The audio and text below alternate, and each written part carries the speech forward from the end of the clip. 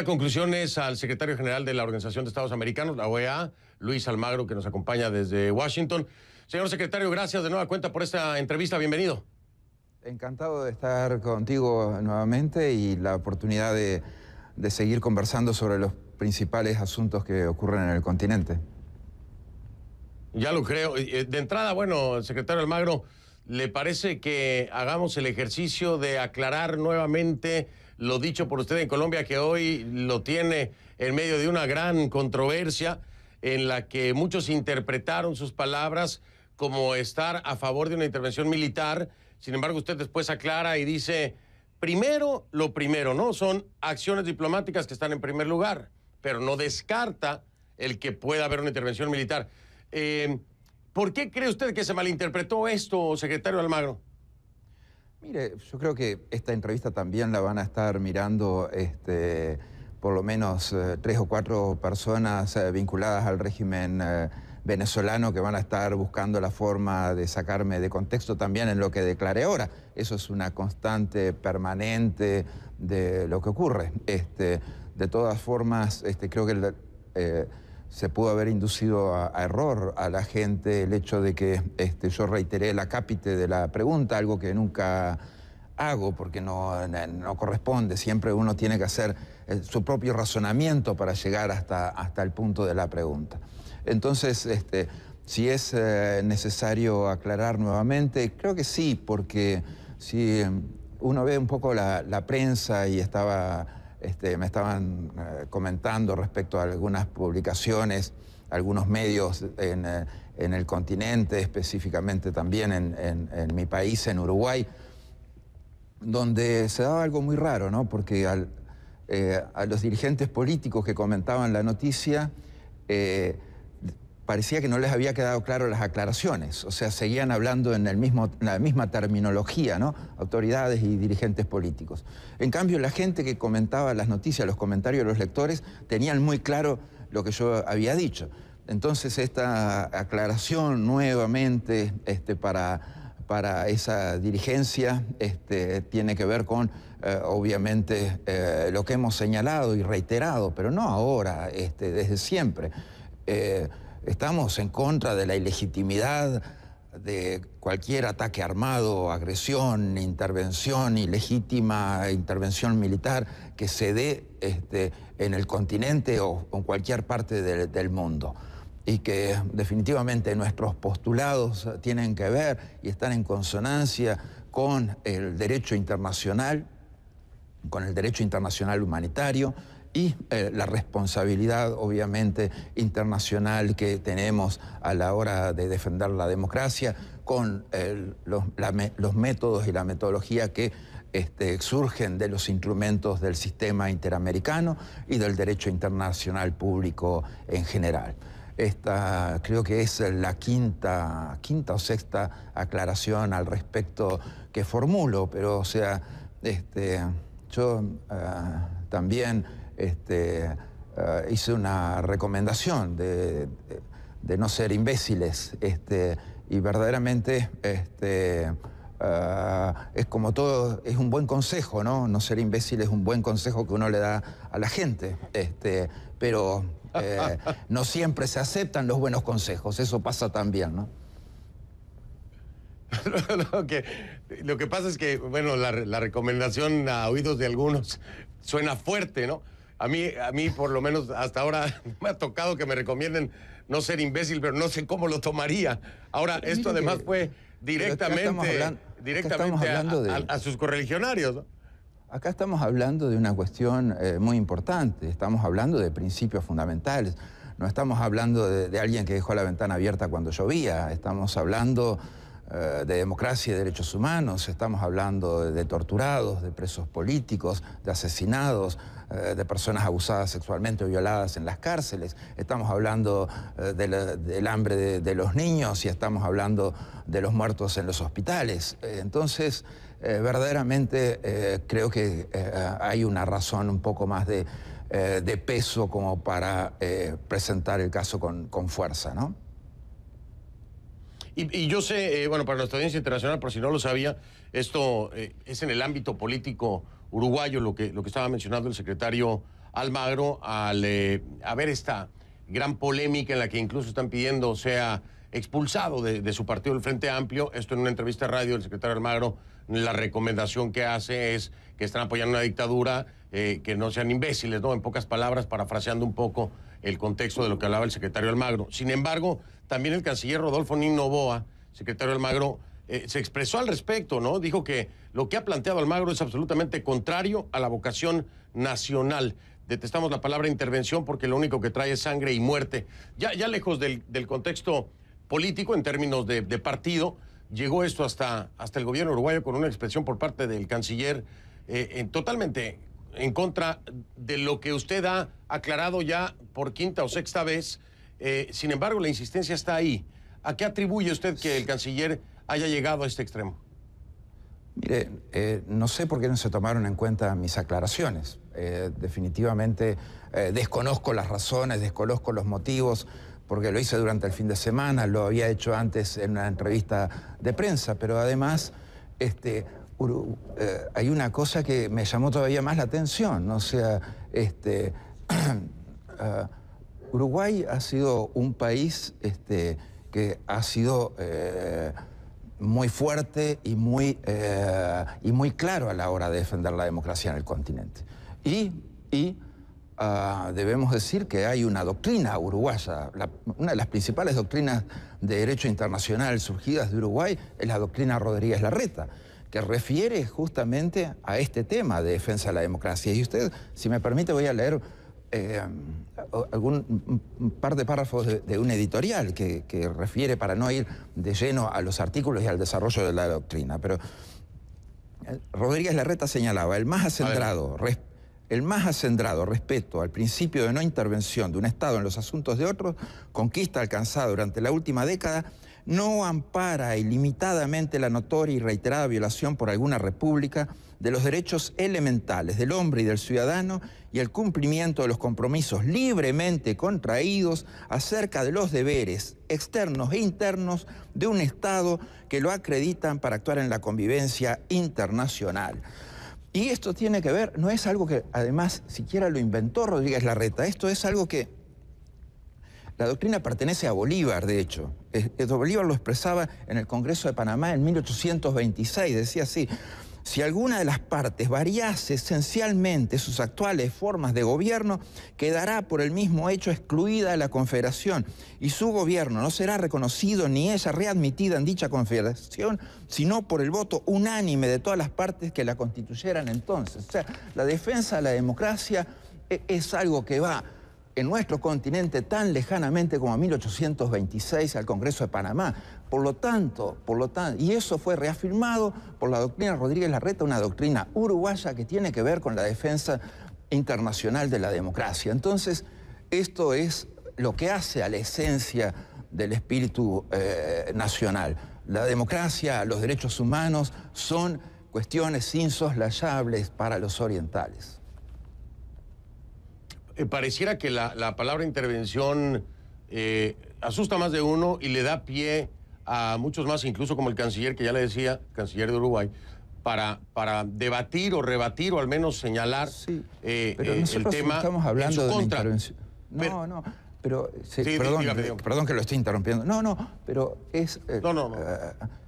los conceptos que estamos desarrollando y los que aparecen desarrollados incluso en la propia doctrina de Rodríguez Larreta, son conceptos que tienen que ver con el derecho internacional público, tienen que ver con el derecho internacional humanitario, tienen que ver con la responsabilidad penal internacional, tienen que ver con la responsabilidad de proteger o la responsabilidad al proteger. Son conceptos que hacen a la esencia de la defensa de la gente, de los pueblos y de los derechos de los mismos. O sea, y nadie habla, que yo conozca, de una intervención que definitivamente vaya por ese lado con el cual se ha tratado de estereotipar esta conversación. Esto no son posiciones maniqueístas, esto no tiene nada que ver con eso, esto tiene que ver con fundamentos muy claros en los cuales nos afirmamos para asegurar la mejor convivencia internacional, la buena fe en las prácticas de las relaciones internacionales y cómo mejor protegemos los derechos de la gente. Ahora bien, si la posición en este caso entonces es vamos a negarle a la gente la protección del derecho internacional humanitario, bueno, que se exprese así. Mire, nosotros lo que estamos yendo en este desarrollo es a que estamos negando la protección de la gente por parte del derecho internacional humanitario. Lo que estamos diciendo también es que no existe ninguna responsabilidad individual del punto de vista criminal internacionalmente. Lo que estamos diciendo, y por lo tanto corrupción, narcotráfico, violaciones de derechos humanos, que son definitivamente crímenes, no tendrían una responsabilidad. También podemos ir tan lejos como negarle a la gente la responsabilidad de proteger. Pero esto son desarrollos demasiado obvios. Si quieren, pero que lo planteen en esos términos, pero que no digan lo que no dije ni lo que no quise decir. O sea, eso es definitivamente algo que tiene una intencionalidad detrás. Y yo creo que, Fernando, yo voy a aclarar esto, estoy aclarando esto por no sé cuánta vez.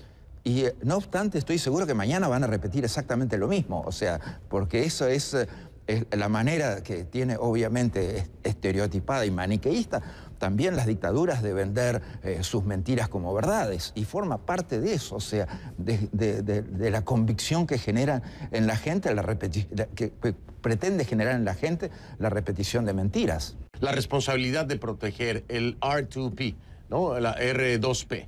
Diego Arria hablaba acerca de esto desde otra perspectiva, secretario Almagro. Hablaba precisamente de la importancia que tendría y la apertura que habría si se aplicara el principio de responsabilidad de proteger en el caso de Venezuela.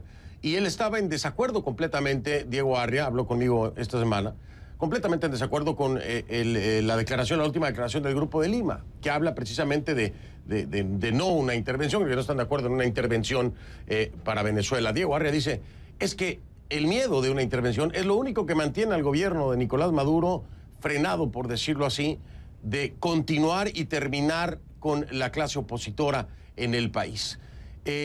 Aquí lo escucho a Diego Arria decirme esto y escucha usted traer el mismo principio a la mesa, responsabilidad de proteger. Creo que hacía unas comparaciones que para mi punto de vista eran demasiado extremas. Hablar, por ejemplo, de situaciones como Somalia o de otros lugares, que no creo que se haya llegado ahí, pero el principio de la responsabilidad de proteger, secretario Almagro, ¿hasta dónde llega y hasta dónde debería llegar? Porque desde un planteamiento diplomático o democrático, también da cabida a la responsabilidad de proteger, de acuerdo a Diego Arria, a una intervención. ¿Ese es el mismo principio? ¿Tiene ese desarrollo? Mire, yo creo que las apreciaciones que hizo Diego corresponden a un político venezolano que está en acción y que definitivamente tiene definiciones muy claras respecto a lo que necesita su país. Para algunos será muy fuerte lo que plantea, para otros no lo será, pero esa no es la tarea nuestra. La tarea nuestra es apegarnos a derecho.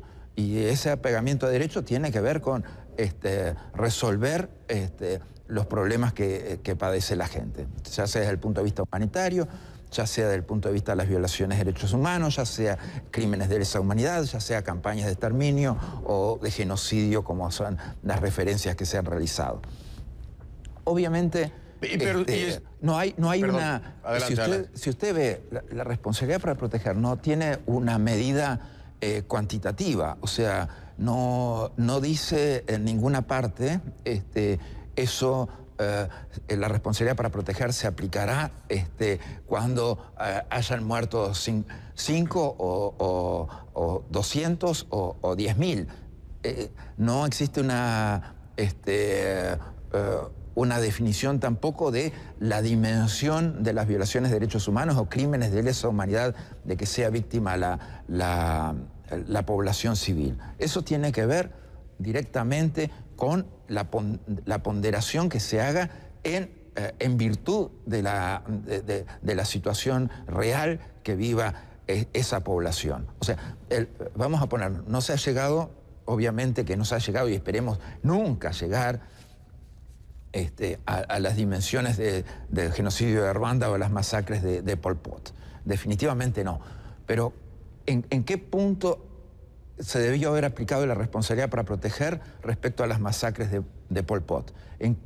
Cuando habían muertos, ¿qué? ¿100, 1000 o 10.000 o cuando llegaron al millón? O sea, ese es el tema. ¿Cuándo se debió aplicar la responsabilidad para proteger en el genocidio en Ruanda? ¿Cuando habían muerto 1, cuando habían muerto 10 o cuando habían muerto 100.000? Esos son los temas en los cuales, digamos, la responsabilidad de la comunidad internacional tiene que ponderar cuando debe actuar en función de las necesidades reales de la población. Si vemos el caso venezolano, hoy tenemos millones de personas afectadas. O sea, los venezolanos que se han tenido que ir del país, los que han muerto por falta de diálisis, cada niño que muere todos los días en Venezuela por desnutrición infantil, los casos del riesgo de salud, la negación del derecho a la vida, la negación del derecho a la salud en los propios hospitales venezolanos. ¿Cuántos presos políticos, cuántos asesinatos, cuántas ejecuciones ultrajudiciales más? Ese es el tema que definitivamente tenemos que tener claro de en qué punto la comunidad internacional tiene que reaccionar con más fuerza. Y creo que antes de cualquier intervención es la lógica de la intervención diplomática, ¿no? O sea, y esa es, digamos, pero tiene que tener claridad esa acción diplomática, tiene que ser muy contundente y tiene que poner los puntos claros sobre las IES para evitar, uno, un tipo de intervención militar. Y llegar a ese punto de la intervención militar definitivamente es una cuestión que cuando hablamos de temas humanitarios, tiene que verdaderamente generar las condiciones, tiene que estar generado en las condiciones que se han producido y no generar más daño. O sea, definitivamente la actuación, creo que la actuación con amenazas creíbles y con acciones diplomáticas son las acciones que definitivamente pueden resolver este tema. Pero negarle a priori a la gente la protección del derecho internacional humanitario no es procedente. Negarle a la gente a priori la responsabilidad de proteger no es procedente. Negarle a la gente la justicia de que aquellos que son narcotraficantes, corruptos o violadores de derechos humanos paguen su responsabilidad penal, definitivamente no es procedente. Entonces, tenemos que tener muy claro que nuestras acciones tienen que ser justas y la justicia tiene que ver con un camino específicamente en primer lugar y fundamentalmente por la paz. Por eso hemos insistido con las sanciones, por eso hemos insistido con acciones diplomáticas contundentes y eso está habilitado. O sea, eso lo tenemos que hablar muy claramente en el marco de las resoluciones aprobadas acá en el Consejo Permanente respecto al tema Venezuela, en el cual se habilitan acciones diplomáticas y políticas. Déjeme interrumpirlo ahí, porque este es un planteamiento, no sé si se lo había hecho de esta forma ya a usted, pero lo tengo un poco más claro hoy por hoy. Y la pregunta es, ¿no cree usted que hay una confusión, una falta de contundencia? Por ejemplo, en la declaración del Grupo de Lima, en la más reciente declaración del Grupo de Lima, Colombia no firma, ¿no? Dice que la palabra exacta fue que no hubo coincidencia total en sus términos, pero cuando se está hablando en esta última declaración de una posibilidad de una intervención militar, llamó mucho la atención, obviamente, muchos lo atribuyen a eso precisamente, que no está completamente de acuerdo Colombia. A lo que voy es a esto, el definir contra qué se está trabajando o contra quién se está dando declaraciones y resoluciones, contra un gobierno autoritario, una dictadura o un grupo criminal. ¿No cree usted que la línea, desde el punto de vista democrático y a través de los procesos diplomáticos, se pierde y se borra cuando muchos, incluso usted mismo, ha calificado esto como también a este gobierno como un grupo criminal? y se la preguntaba anteriormente, pero ahora la tengo con un poco más de claridad. El definir al gobierno de Venezuela de una vez y por todas como un grupo criminal o un gobierno, ¿no cree que podría traer mucho más luz para buscar una solución? Porque no se trata igual a un gobierno o a una dictadura que a un grupo de criminales, ¿no cree usted? Mire, sí, pero también en el derecho penal y en el derecho penal internacional hay derechos y obligaciones para todos, para los que juzgan y para los propios criminales. Sí es muy claro las conexiones criminales de la dictadura venezolana. O sea, lo hemos señalado, o sea, la familia del presidente presa en Nueva York por narcotráfico, el vicepresidente con cientos de millones de dólares congelados en Estados Unidos por narcotráfico, el ministro del Interior sancionado también en Estados Unidos por narcotráfico. Entonces, definitivamente tenemos ahí las variables de criminalidad que no son admisibles ni aceptables. Pero lo que tenemos ahí también es el pueblo venezolano, o sea, y lo que nos estamos refiriendo concretamente es a los derechos del pueblo venezolano. Y nos estamos refiriendo a esos derechos del pueblo venezolano en una dimensión humanitaria. Y eso creo que es lo que tiene prioridad hoy por sobre todas las cosas. Y es lo que más urge en nuestra actuación. O sea, esto es una campaña de exterminio. Estar matando a un niño por día por desnutrición infantil, estar matando, el otro día leía, solamente en un hospital en Maracaibo van 40 muertos por falta de diálisis. Cuando la comunidad internacional ha ofrecido asistencia y ayuda humanitaria a Venezuela todo este tiempo y el gobierno la niega. O sea, el gobierno asume directamente la responsabilidad de negar el derecho a la salud y el derecho a la vida concomitantemente de la población. Eso no es admisible. Eso es una campaña de exterminio deliberada y también una campaña de forzar la migración, una forma de agredir como pocas. O sea, hablábamos de agresión y de intervención, ¿no? Al principio. Y acá, en este continente, verdaderamente, y a mí, si hay verdaderamente un grupo político que no tiene autoridad para juzgar estos temas, es definitivamente los partidos comunistas que apoyaron la intervención en Checoslovaquia, que apoyaron la intervención en Hungría, y que no han condenado la intervención de Cuba en Venezuela, una intervención que tiene variables absolutamente inaceptables. Esto es no hay presencia más grande de un Estado en otro Estado que la de Cuba en Venezuela, por decenas de miles, y para realizar tareas que son de represión, de opresión, de inteligencia, de tortura. Yo me acuerdo que hace años hablaba con el ex senador Agassi y me señalaba algo que es absolutamente condenable. Él, cuando fue preso político, fue torturado con manuales en inglés. Hoy la tortura en Venezuela se hace con management cubano, gerenciamiento cubano. ¿No es eso condenable también? ¿No es eso inadmisible también?